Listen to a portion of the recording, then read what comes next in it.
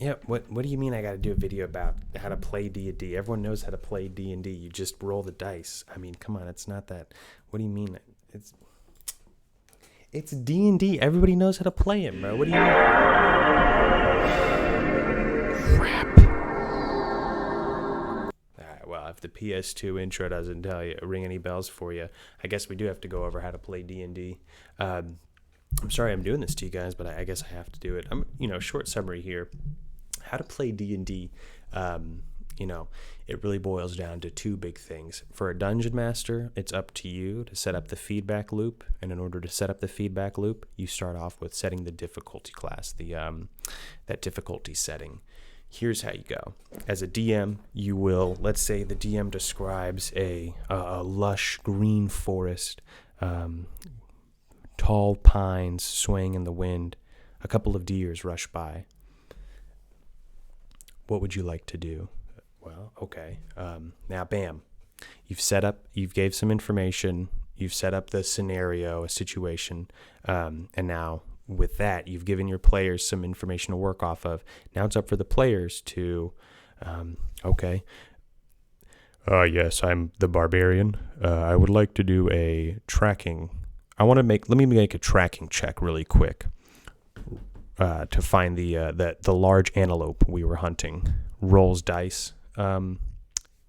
What does a 18 look like?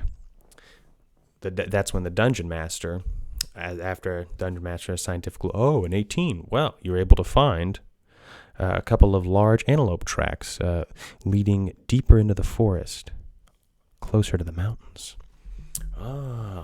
Bam. So what did I just describe? We just worked with the feedback loop right there.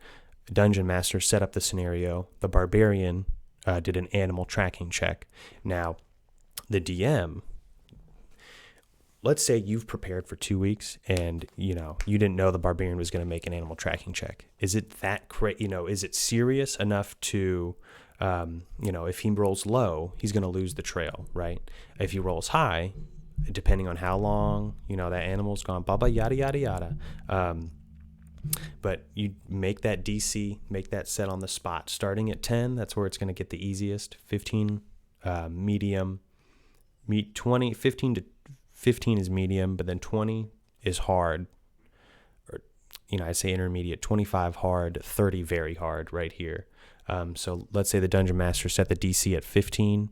It had been a couple of days, so the antelope markings were able to be found because of that Barbarian's high 18, for animal tracking. But let me kind of break it down a little bit further. As a dungeon master, game master on the tabletop, you set up the world, you set up the base of the game.